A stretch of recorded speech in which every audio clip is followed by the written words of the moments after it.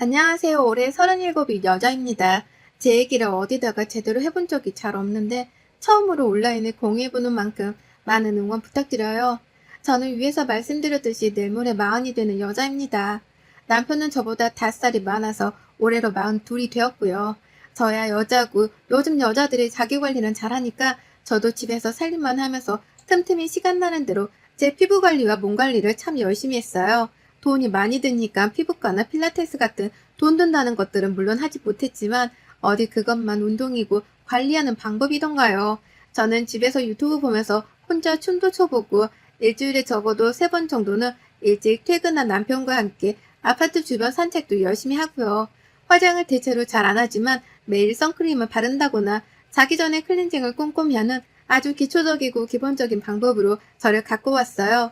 그렇게 하지 않고 방치하면 제가 집안에서 아무것도 하는 것이 없이 요리하고 빨래하고 남편만을 기다리는 애처로운 여자처럼 보였기 때문에 더더욱 그런 생각을 하고 싶지 않다는 마음에 최대한 시간짬 내 제 자신을 돌보는 것에 최선을 다했습니다.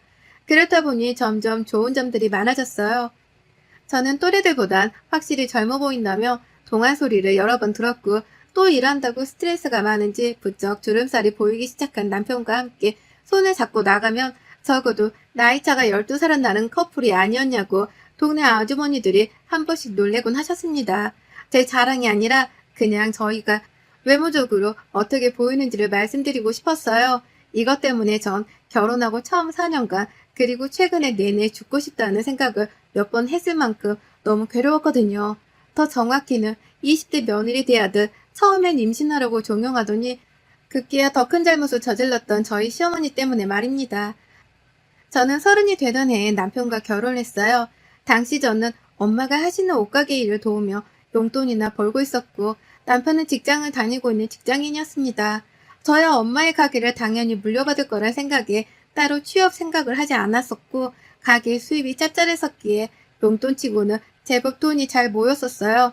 그 돈으로 철없는 마음에 일주일 중 반은 동대문에서 가게 안에서 포장만 하며 나머지 반은 주말마다 쉬는 친구들과 근사한 식당이나 호텔을 가고 내 옷 쇼핑을 하며 시간을 보냈어요. 천만다행히도 술은 철천지 원수마냥 멀리하게 되던 체질과 또 제 취향 때문에 클럽은 가지 않았고요. 마냥 친구들과 노는 게 좋아서 다 같이 치킨이며 떡볶이를 포장해다가 그 시절부터 저희는 호캉스를 하면서 탄산음료 마시고 놀았었죠. 남편도 그렇게 친구들이랑 신나게 호텔에서 놀다가 만났습니다. 웃기죠? 남편은 회사의 워크숍이 그 호텔에서 열렸었는데 남편은 호텔이 처음이라 로비에서 동료들과 막 셀카를 찍고 있었죠. 그냥 멀리서 봐도 귀엽다 정도의 비주얼이었던 남편은 제가 어디가 좋았던지 달려와 번호를 따갔고 그렇게 어쩌다 만나게 된 사람과 연애도 제법 오래 하고 결혼까지 해버렸네요. 남편은 제가 그냥 너무 편해 보였대요. 호텔에서 긴장 안 하고 매일같이 드나드는 재벌 마냥 희희낙낙하며 로비를 걷는 게 자기랑은 딴 세상 사람 같아서 뭐하는 사람인가 궁금도 하고 멋져 보였대요. 그래서인지 남편은 연애하는 동안에도 저를 무슨 귀족 모시는 하인처럼 떠받들어줬고 급기야 제가 난 그냥 엄마 옷가게에서 알바나 하는 여자야 라고 제 월급과 수중에 모은 돈 우리 엄마가 이혼하고 혼자 가게를 한다는 것까지 다 오픈을 했는데도 처음부터 저는 자신한테 공주님 같았다며 끝까지 절 귀하디 귀한 사람 대접을 해주더군요. 솔직히 부모님 이혼하시고 나서 한 번도 어른들 보는 걸 편히 생각한 적은 없었습니다. 친척들이며 조부모님이며 다 저한테 애정도 없고 미련도 없고 그냥 뭐 생각이 없이 사는 사람들이었기에 관심을 주지 않으셨었고 그런 차갑고 배정한 시선들이 어린 마음의 제겐 너무나도 큰 상처였어요. 어떻게든 버텨보려 더 발악을 하며 웃고 다니고 성인이 되어서도 천만다행으로 장사가 잘 되는 엄마의 옆에서 일을 돕고 살며 그냥 어린 시절 힘들고 외로웠던 제 마음을 좀 보상받기라도 하려는 듯 최대한 스트레스 받을 일은 만들지 않고 무조건 인생을 즐기고 살자는 말을 모토로 삼으며 지냈죠. 하지만 그게 어디 뭐 쉽던가요? 그 시절에 순수하고 모든 게 풋풋했던 우리의 사랑뿐만 아니라 제 인생까지도 결혼과 동시에 모조리 한순간의 꿈이었던 것처럼 물거품이 되어버렸습니다. 거품조차 나지 못하고 누가 바늘로 꼭꼭 찔러 터트린 것만큼 엉망진창이 되어버렸죠. 시어머니는 뭐 때문인지는 모르겠지만 처음 제가 인사드리러 가던 때부터 마음에 들어하지 않으셨어요. 나중에 남편한테 물어보니 털어놓는 말이 제가 무지하게 날라리 같아 보였다더군요. 아니, 남들 다 입는다던 상견례 프리패스 복장을 하고 갔고 심지어 염색머리는커녕 검은 머리를 하고는 인상이 드세 보일까봐 미용실까지 찾아가 순하게 메이크업을 받고 갔는데 도대체 어디서 제가 날라리로 보인다고 생각을 하셨는지 아무리 따지고 따져봐도 이해가 안 되더라고요. 하지만 이건 그 당시 전혀 문제가 아니었어요. 이후 불문하고 시어머니 되실 분이시니 잘 보여야겠다는 생각만 앞서서 시어머니가 저를 어떻게 대하건 말고 무조건 내내거리면서 비율을 맞춰드리는 데에만 최선을 다했어요. 저도 어렸으니까요. 멋모르는 애가 결혼한다는데 시어머니가 늘 뾰루통하고 있는 듯 없는 듯 무시를 하니 신경 안 쓰고 배길 사람이 있겠냐고요. 어떻게든 잘 보이고 싶고 또 내가 참한 모습이 더 많다는 걸 보여드리고자 단 한 번도 그 후론 시댁에 갈 때 화장도 안 했고 굽신거리며 음식이나 영양제를 사다 바쳤고 급기야 시어머니 데리고 호텔 스파도 몇 번 다녀왔어요. 하지만 이건 더 불행에 불행을 낳는 원인이었죠. 처음엔 제가 날라리로 보인다는 건 그냥 제가 다 싫으니까 핑계삼아 했던 변명이었고 어떻게든 자신한테 잘 보이려고 하니 뭐 결혼을 시켜야지 어쩌겠냐 하셨었는데 제가 호텔에 데려오니까 그제서야 절 싫어할 이유가 분명해지신 것입니다. 젊은 애가 호텔을 잘한다고 이런 데를 자주 드나드는 반란까지 내라면서 이제는 날라리를 넘어 저렴하고 산티나는 애라면서 절대로 안 된다고 급기야 결혼에 반대하셨어요. 어떻게 남편과 설득을 해서 지금껏 결혼 생활을 유지하고 있긴 하지만 그 당시로 돌아가라 하면 전 절대로 돌아가고 싶지도 않을 만큼 시어머니로부터 결혼 허락을 받느라 몸 안에 있는 물이란 물은 아주 다 뺀 것 같아요. 피땀 눈물 말입니다.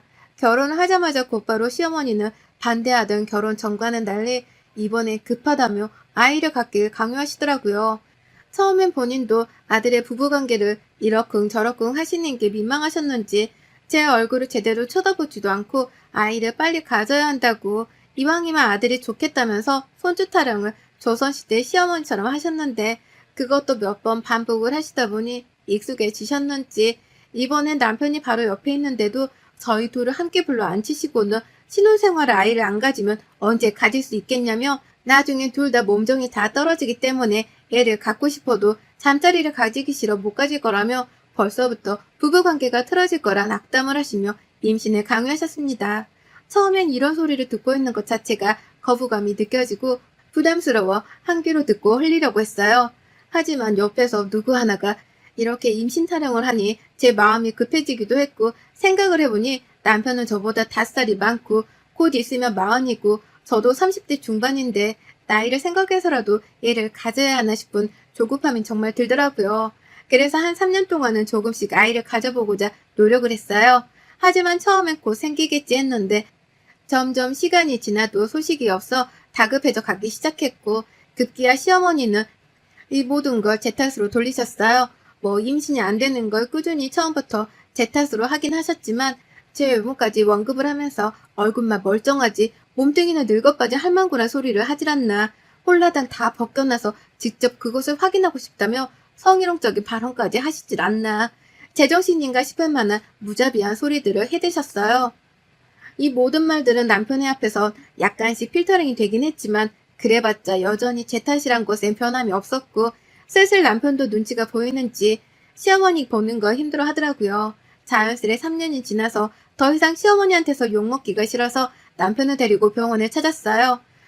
다른 부부들에 비해서는 좀 늦게 찾아간 케이스였죠.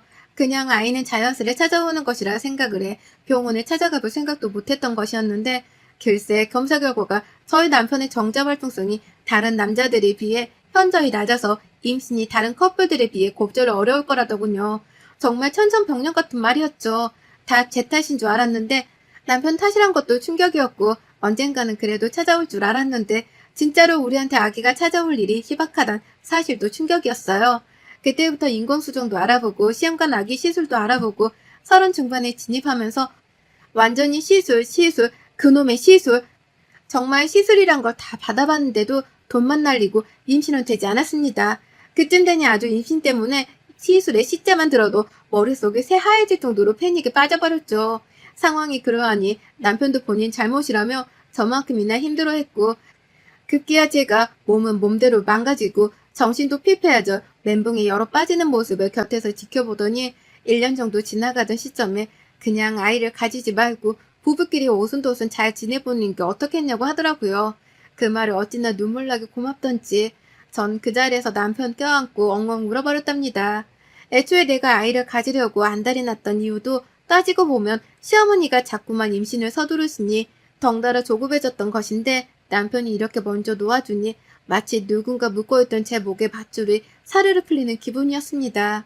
당장에 어머니께 말씀드리진 않았고 시간을 가지며 저희 부부가 먼저 마음을 온전히 비운 후 시부모님을 불러 식사 대접을 하며 말씀드렸어요.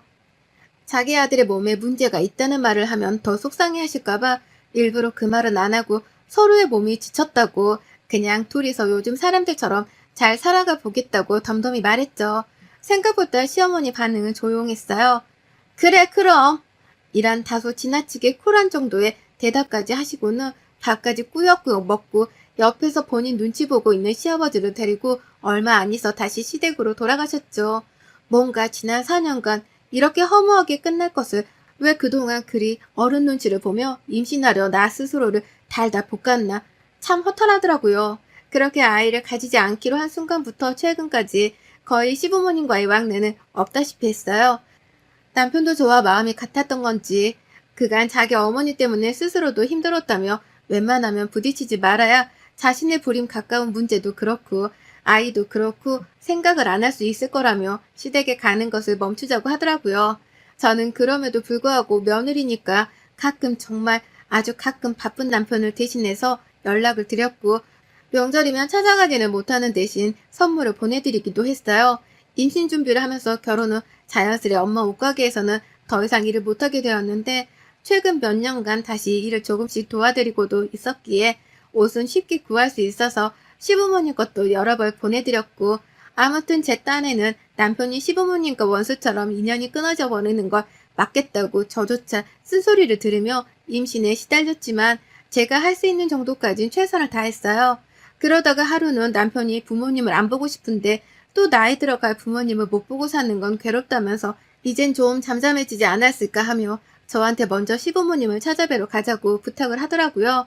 저는 그간 자주는 아니더라도 연락을 드리고 있었는데 남편은 그마저도 완전히 연락을 끊어버리고 안 본 채 살아서인지 저보다 유난히 시부모님에 대한 죄스러운 마음이 큰 것 같았어요. 그 마음이 너무나도 잘 이해가 가니까 시어머니가 절 좋아를 하지 않는 걸 알면서도 기분 좋은 마음으로 남편을 데리고 하루 작정하고 시댁을 찾았어요.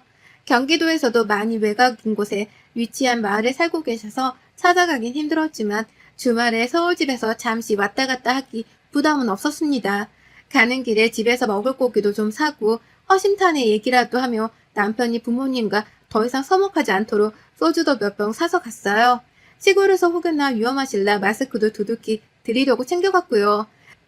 그렇게 마을 초입부에 도착을 하고서 집으로 들어가는 길은 골목이 좀 좁아 아예 바깥 마을 공동구역에 있는 주차장에 주차를 하고 짐을 막 꺼내고 있는데 그 바로 옆 정자에 앉아 계시던 50대의 젊은 아주머님들이 나와서 누구냐고 물어보다 남편의 얼굴을 알아챘는지 아이고 너구나 하면서 막 반기시더라고요. 그런데 문제는 그 다음이었어요. 절 보자마자 이내 그럼 네가 얘 와이프야? 라며 똥 씹은 표정을 짓곤 아는 척을 하시더라고요. 처음엔 그냥 이 마을분들의 인사법인가 싶었는데 얼마 지나지 않아 이 모든 건 다 저를 향한 괴롭힘의 목적이었던 것을 알아차리게 되었습니다. 바로 그 다음에 마주친 어느 한 노인 부부 때문이었죠. 아주머니는 마찬가지로 절 보며 아유 동네물 흐리게 진짜 하는 알 수 없는 말로 저를 홀겨보시며 남편과만 인사를 나누려 하셨고 급기야 옆에 있던 그 아주머님의 남편은 누가 보면 지가 정우성일 줄 알 정도로 개똥 같은 개품을 잡고선 제 몸을 막 위아래로 훑어보는 겁니다. 흔히들 시선 강간이라고 하죠. 절 막 꺼림직한 눈빛을 한 채 자꾸만 입술을 자기 혀를 적시며 절 보는 게 그러다가 가슴에 시선이 멈춘 것도 같고 확 진짜 눈깔을 뽑아버리고 싶어 죽겠는데 이걸 저희 남편도 느꼈나 보더라고요. 아저씨 지금 어딜 봐요? 하면서 남편이 순간적으로 절 자기 뒤로 빼돌린 뒤 아저씨한테 경계적인 말을 하자 그제서야 아저씨는 자기 옆에 있는 와이프한테서까지 매서운 눈초리를 받으며 가던 길을 가셨어요. 아주머니는 가기 전 저를 한 번 더 노려보고 가셨고요. 뭔가 기분이 굉장히 이상하고 재수가 없는 게 이 사람들이 나에 대해 무슨 소리를 들었길래 하나같이 노려보고 무시하고 급기야 훑어보기까지 할까 싶었어요. 그 생각은 남편도 똑같이 가지고 있는 상황이었고요. 그렇게 저희는 시야에 보이던 2층 주택인 시댁으로 갔어요. 경기도 외곽 마을이라 그런지 확실히 시부모님은 대문을 잠궈놓지도 않으시더라고요. 그냥 문을 열고 들어가 인기척을 하는데 아무리 불러도 찾아도 시부모님은 보이질 않았어요. 조금 더 기다려볼까 하다 그냥 오랜만에 바깥에서 인적도 뜸한 것이 코로나 걱정 없이 걸어보고 싶어 남편과 손잡고 시부모님을 찾으러 나왔죠. 주변에 경로당까지는 아니더라도 마을 회관이 있었으니까 당연히 거기서 동네 분들과 계시겠거니 하고 방금 전 이웃들을 만나 기분 나빴던 것들을 훌훌 털어버리며 애써 웃으면서 마을 회관에 갔는데요. 안으로 들어갈 필요도 없었습니다.